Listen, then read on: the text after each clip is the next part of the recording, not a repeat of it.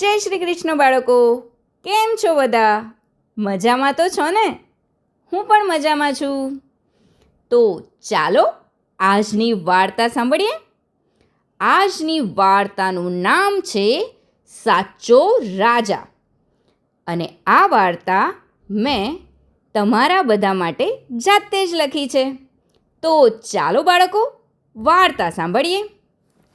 વાત એવા એક જંગલની, જે છે વિશાળ ને ઘટાદાર, જ્યાં ભાત ભાતના પક્ષી પ્રાણી ને વચમાં મોટું તળાવ, જ્યાં વડપીપળો ને લીમડો ને બોરસલીના ઝાડ, આવા સુંદર મન ઉપવનમાં બન્યો આ કેવો બનાવ.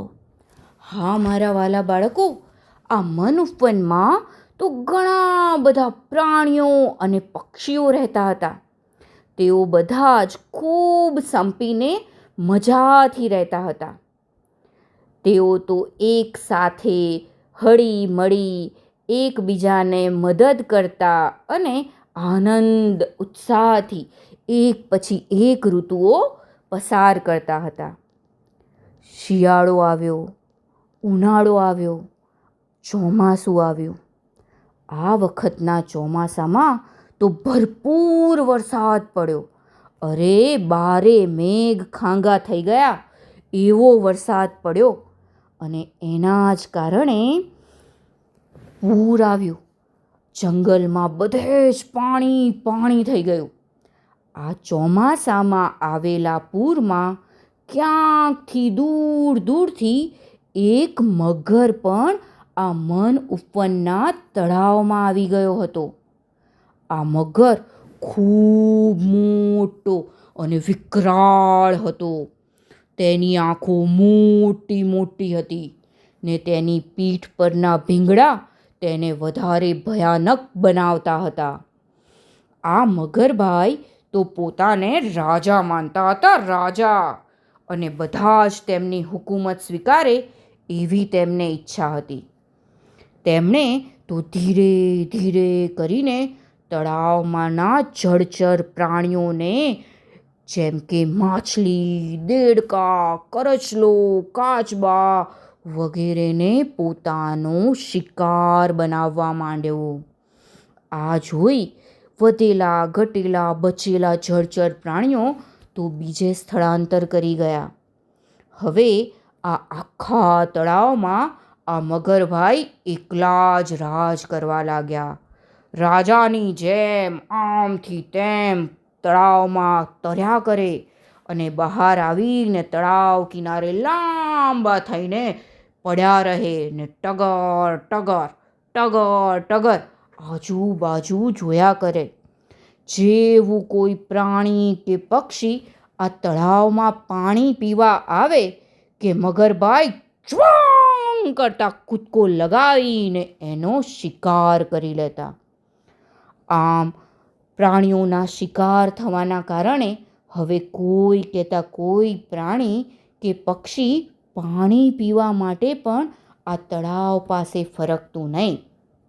અને આ જોઈ ને મગરભાઈને ખૂબ આનંદ થતો કે જોયું બધા કેવા ડરે છે મારાથી. આવો જ રાજા હોવો જોઈએ કે બધી જ પ્રજા એનાથી ડરતી હોવી જોઈએ.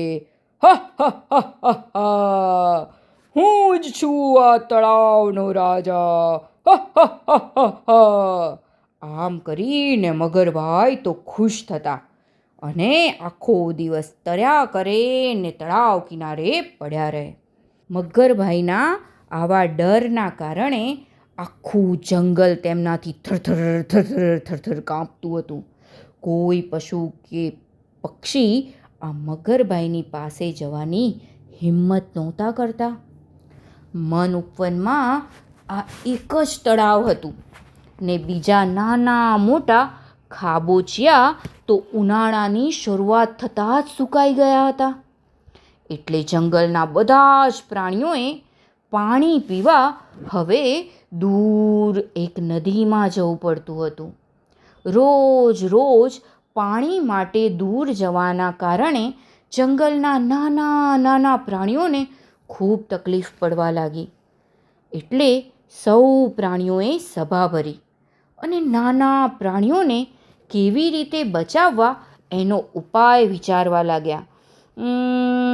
શું કરીએ કે જેથી આ નાના નાના પ્રાણીઓને તકલીફ ના પડે અને એમને પાણી પણ મળી રહે? શું કરવું જોઈએ? દરેક પ્રાણી વિચારતું હતું. ત્યાં હુપ હુપ હુપ કરતા વાંદરાભાઈ બોલ્યા, એમને હું નાળિયેર તોડી આપું અને પછી નાળિયેર પાણી પી લીધા પછી આપણે એમાં જ તેઓ માટે પાણી ભરી લાવશું. નાના પ્રાણીઓ તો આ સાંભળીને ખુશ થઈ ગયા ને સૌ વાહ વાહ વાહ વાહ વાહ વાહ કરવા લાગ્યા. પણ ત્યાં જ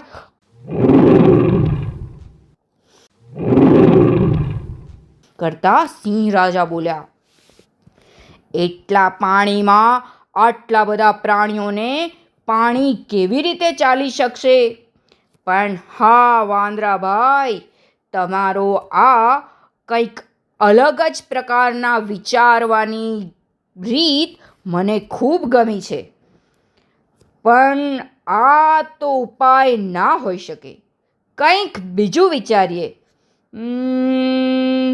ત્યાં તો પેલા કાંગારુભાઈ બોલ્યા, હા, અમારી કોથળીમાં અમે આ નાના નાના પ્રાણીઓને બેસાડી દઈએ અને નાના નાના પ્રાણીઓ બીજા મોટા પ્રાણીઓની પીઠ ઉપર બેસી જાય તો પછી એમને ઓછી તકલીફ પડશે. વાહ વાહ, સરસ ઉપાય છે. નાના નાના પ્રાણીઓએ તો આ ઉપાયને પણ વધાવી લીધો. ત્યાં તો પેલા લાંબા લાંબા કાનવાળા સસલાભાઈ બોલ્યા, પણ આટલી લાંબી મુસાફરી અમારા લોકોથી નથી થતી. ત્યાં તો ફરી સૌ અંદરો અંદર કરવા લાગ્યા. ત્યાં એક કૂતરાભાઈ ને ખૂબ ગુસ્સો ચડ્યો અને એ કૂતરાભાઈ તો કહેવા લાગ્યા કે આ મગરભાઈના જ આપણે કાંઈક પાઠ ભણાવીએ. અને પછી એમ જોરથી ભસવા લાગ્યા અને ગુસ્સામાં જ પોતાના પગથી ધૂળ ઉડાડવા લાગ્યા. આ કૂતરાભાઈની પાછળ જ ચતુર શિયાળભાઈ ઊભા હતા. કૂતરાભાઈએ ધૂળ ઉડાડી એટલે એમની આંખોમાં બરાબરની ધૂળ ઉડી અને ત્યાં જ એમને જોરથી કૂદવાનું ચાલુ કર્યું અને લાડી કરવા લાગ્યા.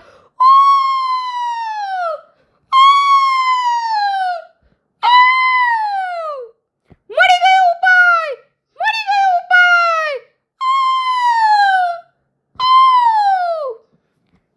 તે સિંહ રાજાએ પૂછ્યું, બોલો શિયાળભાઈ, બોલો, શું છે ઉપાય? એટલે શિયાળભાઈ ઠાવકાઈથી બોલ્યા, ઉપાય થોડો અઘરો છે પણ એ હંમેશના માટે આપણો પ્રશ્ન ઉકેલી આપશે. સસલાભાઈ કરતા પોતાના કાન ઊંચા કરી અને કહ્યું, જણાવો, ઉપાય જણાવો. શિયાળભાઈએ કહ્યું, જો આ કૂતરાભાઈએ ગુસ્સામાં ધૂળ ઉડાડી તો કેવો ખાડો પડી ગયો જમીનમાં. જો આપણા જંગલના બધા જ કૂતરા ભેગા થઈ થોડો ઊંડો ખાડો ખોદીએ અને પછી આ હાથીભાઈનું ટોળું નદી કિનારે જઈને પોતાની સૂંઢમાં પાણી ભરી લાવે અને આ ખાડામાં નાખીએ તો થોડા દિવસો પછી આપણા સૌ માટે પાણીની વ્યવસ્થા આપણા મન ઉપવનમાં જ થઈ જાય.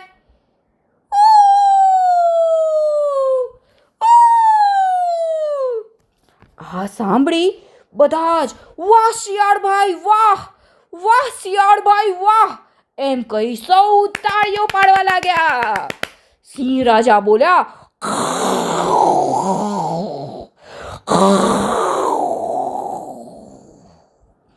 શિયાળભાઈ, આ તો ખૂબ સરસ ઉપાય છે.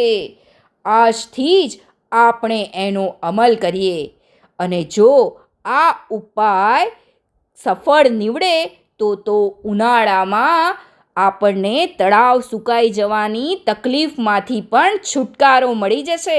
ત્યારે પણ આપણી પાસે પાણી હશે જ.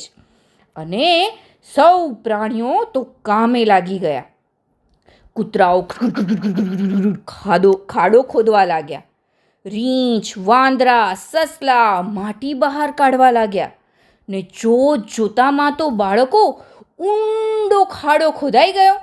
બોલો, કેવી સરસ વાત કહેવાય. ને બધા હાથીઓ તો નદી તરફ પાણી લેવા ઉપડ્યા.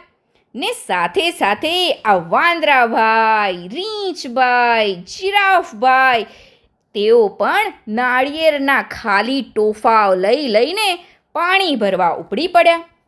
આ બાજુ તળાવમાં પડ્યા મગરભાઈ બરાબરનું માથું ખંજવાળી રહ્યા હતા કે ઘણા દિવસથી કેમ એકે પ્રાણી આ બાજુ ફરક્યું નહીં હોય.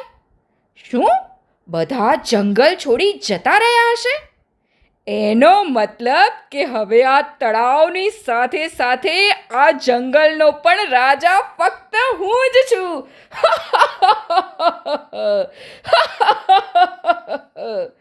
એમ વિચારી ખુશ થતા મગરભાઈ તો તળાવમાં તરી રહ્યા હતા.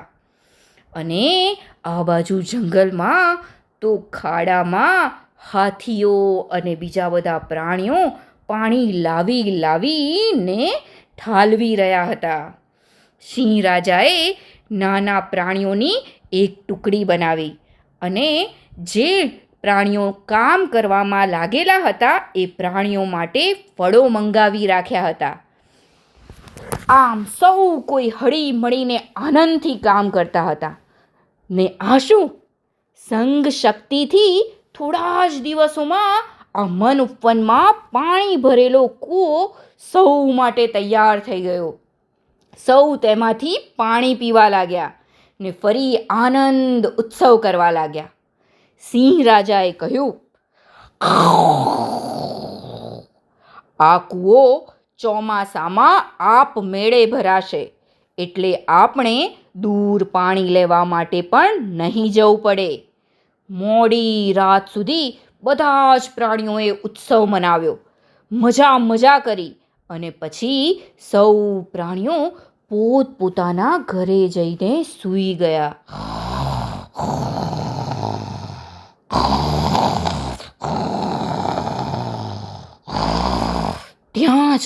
ત્યાં જ તળાવ કિનારે કોઈક સળવળાટ થયો ને મગરભાઈ પોતાની આંખો ચકડ વકડ કરીને આમ તેમ ચારે બાજુ જોવા લાગ્યા. અને ત્યાં જ મગરભાઈએ એક પ્રાણીને પાણી પીવા આવતું જોયું ને છલાંગ લગાવી મગરભાઈએ તેને પોતાના જડબામાં દબોચ્યું ટાપ કરીને. પણ આ શું? જેવું એ પ્રાણીને મગરભાઈએ દબોચ્યું કે જોરથી એક બૂમ પડી અને કુકતું કરતું છટકીને ભાગી ગયું. આ બાજુ બૂમ પડી એ અવાજથી સૌ પ્રાણીઓ જાગી ગયા. કોણે બૂમ પાડી હશે? શું થયું હશે? એમ એક બીજાને પૂછવા લાગ્યા.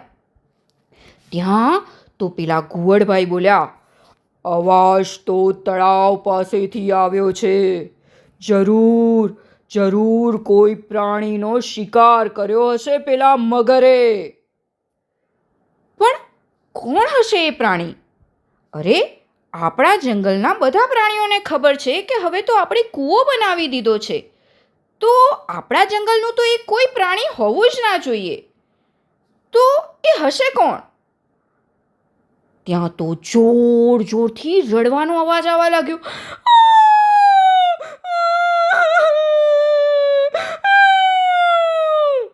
સૌ પ્રાણીઓ ફરી વિચારવા લાગ્યા કે આ અવાજ તો તળાવ કિનારેથી જ આવે છે, પણ આ મગરના ડરના કારણે આ અંધારામાં તળાવ કિનારે જાય કોણ?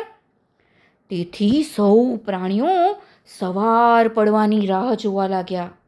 ને જેવી સવાર પડી કે સૌ પ્રાણી સિંહ રાજાની સાથે તળાવ કિનારે પહોંચ્યા. ને જુએ છે તો આ શું?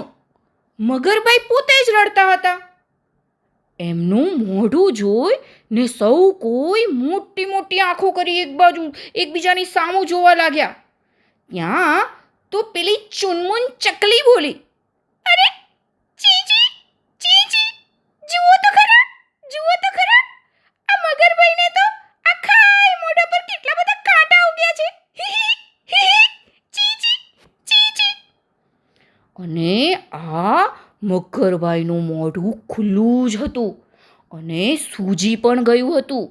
તેમના આખા મોઢા ઉપર ઘણા બધા કાંટા લાગેલા હતા. આ જોઈ બધા પ્રાણીઓ તો આશ્ચર્યચકિત થઈ ગયા કે આખરે થયું શું હશે. મગરભાઈ તો પોતાના હાથથી મોઢાને દબાવી રહ્યા હતા. એમને અસહ્ય દુખાવો થઈ રહ્યો હતો. આ પીડા એમનાથી સહન નહોતી થતી. ત્યાં તો બધા પૂછવા લાગ્યા કે શું થયું હશે, શું થયું હશે.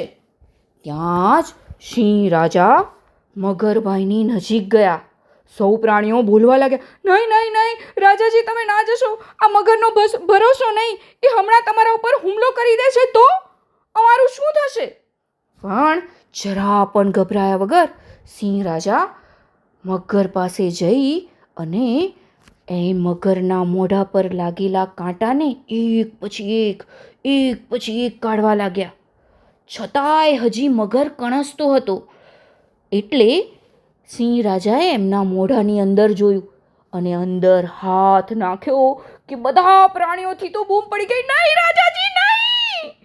અને અંદરથી એક કાંટો ખેંચીને સિંહ રાજાએ ફેંકી દીધો. કાંટો નીકળતા જ મગરને હાશ થઈ. બધા એના જીવ જે તાળવે ચોંટી ગયા હતા એમને પણ રાહત થઈ. રાજાજીની આ હિંમત જોઈ ને મગરને પણ લાગી આવ્યું કે આ બધા પ્રાણીઓનો હું શિકાર કરતો હતો, એમને સતાવતો હતો, અને છતાંય આ જંગલના રાજાએ તો મને મદદ કરી. હું એને મારી નાખું એવું પણ વિચાર્યા વગર એણે મને બચાવ્યો. ત્યારે સિંહ રાજાએ પૂછ્યું, મગરભાઈ શું થયું હતું તમને? મગરે કહ્યું, અરે રાત્રે કોઈ બીજા જંગલમાંથી એક શાહુડી પાણી પીવા આવી હતી. મને થયું કે કોઈ નાનું મોટું પ્રાણી હશે. અંધારામાં દેખાયું નહીં એટલે મારી આદત મુજબ હું એનો શિકાર કરવા ગયો. અને જેવો શિકાર કર્યો કે શાહુડીએ કરતા એના કાંટા છોડ્યા અને આ બધા મારા મોઢામાં એના કાંટા ફસાઈ ગયા અને જેના કારણે મને અસહ્ય પીડા થઈ. આ તો સારું થયું કે તમે મારી મદદ કરી, નહીંતર હું તો ખબર નહીં કેવી રીતે જીવી શકત. રાજાજી મને માફ કરી દો. મેં આપ સૌને ખૂબ હેરાન કર્યા અને છતાંય તમે મારી મદદ કરી. સાચો રાજા હુકમ કરનાર કે ડરાવનાર નહીં પણ સેવા કરનાર છે, એ હું આજે સમજ્યો. મને માફ કરી દો. ને પછી તો આ મગરભાઈ સાવ કહેતા સાવ બદલાઈ ગયા.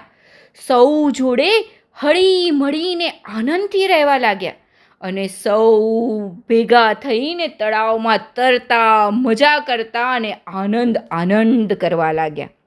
અને પછી તો સૌએ ખાધું પીધું ને મજા કરી. વાર્તા થઈ ગઈ પૂરી, બાળકોને મજા પડી. ચાલો જઈએ પોઢી, નિંદર આવી પહોંચી. રવિવારે મળીશું ફરી, વાર્તા લઈને નવી. તો ચાલો બાળકો આજનું ઉખાણું સાંભળીએ. નાકે નકશે નમણું દેખાઉં, પણ ભરું લાંબી ફાળ. આંખો મારી ચમકીલીને, ઝડપી મારી ચાલ. તો બોલો બોલો બાળકો, કોણ છું હું? આ ઉખાણાનો જવાબ તમે મને જરૂરથી મોકલાવજો. હું તમારા જવાબની રાહ જોઈશ. આવજો બાળકો. જય શ્રી કૃષ્ણ. નમો નમઃ.